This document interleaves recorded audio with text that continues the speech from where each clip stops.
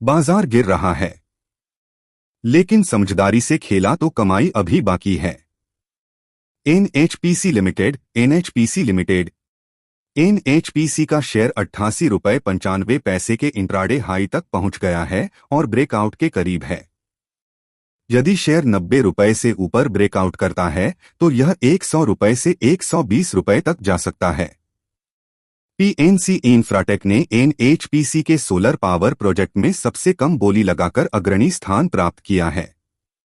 Majhgaon dock shipbuilders stock लगातार under perform कर रहा है और टेक्निकल ब्रेकडाउन के संकेत दिखा रहा है। अगला सपोर्ट लेवल 2800 रुपये है। अगर 2800 रुपये भी टूटता है तो और गिरावट संभव है। स्टॉक 3700 रुपये के हाई से गिरते हुए आ रहा है और यह गिरावट कम वॉल्यूम के साथ हो रही है। हाल हिंदुस्तान एरोनॉटिक्स लिमिटेड, यह 4750 रुपये से 4800 रुपये लोअर रेंज और 5000 रुपये अपर रेंज के बीच है। अगर 4770 रुपये के नीचे क्लोजिंग होती है तो ब्रेकडाउन का संकेत मिल सकता है और स्टॉक 4600 रुपये से 4500 रुपये तक जा सकता है। यहां भी गिरावट बिना ज्यादा वॉल्यूम के हो रही है, जो सतर्कता का संकेत है।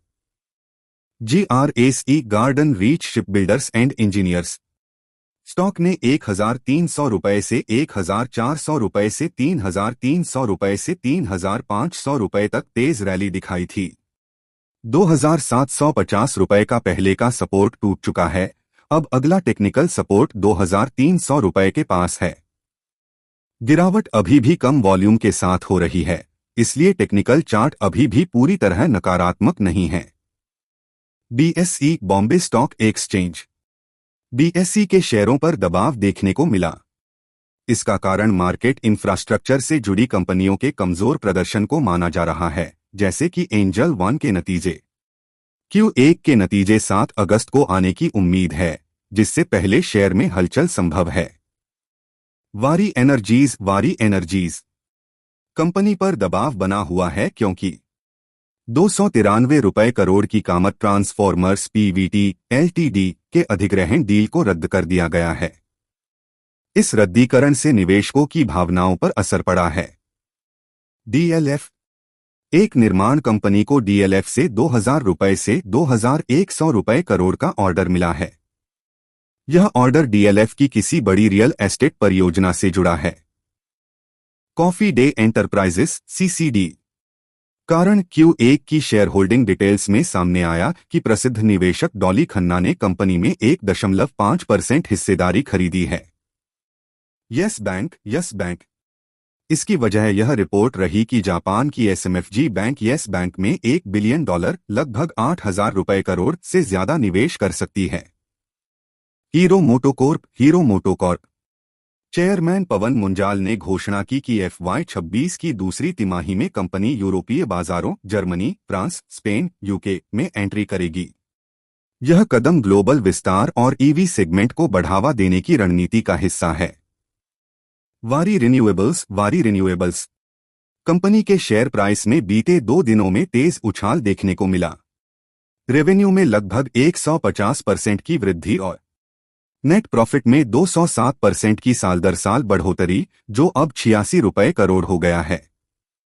हालांकि रिजल्ट के दिन शेयर में खास हलचल नहीं दिखी, क्योंकि अच्छे नतीजे पहले से ही प्राइस में शामिल थे।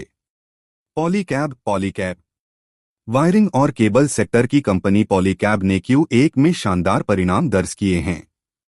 रेवेन्यू में 26% की वृद्धि, EBITDA में 46% की वृद्धि, नेट प्रॉफिट में 50% की वृद्धि, जो अब 592 रुपये करोड़ तक पहुंच गया है। पहले कंपनी को इनकम टैक्स नोटिस के चलते निगेटिविटी झेलनी पड़ी थी, लेकिन अब रिकवरी हो चुकी है। अडानी ग्रुप ने अडानी विल्मर अब ऑल एग्री बिजनेस में अपनी 20% हिस्सेदारी विल्मर को 7150 रुपये करोड़ में बेची है। All cash deal. इस डील के बाद विल्मर को कंपनी पर पूर्ण नियंत्रण मिल गया है। डील की खबर के बाद ऑल के शेयर प्राइस में तेज बढ़ोतरी देखने को मिली। डिक्सन टेक्नोलॉजीज कंपनी ने 2 चीनी कंपनियों के साथ साझेदारी की है, जिनके नाम सार्वजनिक नहीं किए गए हैं। इस साझेदारी में लगभग 1,000 रुपए करोड़ का निवेश शामिल होगा।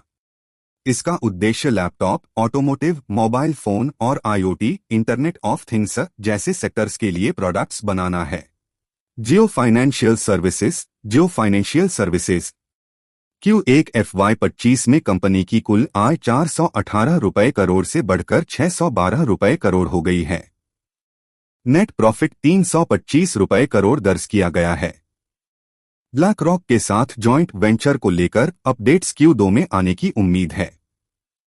KPI ग्रीन एनर्जी कंपनी का लक्ष्य है कि वित्त वर्ष 2030 तक 60 से 70% राजस्व वृद्धि हासिल की जाए। योजना है कि 60 से 70% कुल राजस्व ग्रीन एनर्जी सेक्टर से आए। नवीकरणीय ऊर्जा रिन्यूएबल एनर्जी की लागत अब पारंपरिक स्रोतों के मुकाबले अधिक प्रतिस्पर्धी होती जा रही है। कल्पत्रु प्रोजेक्ट्स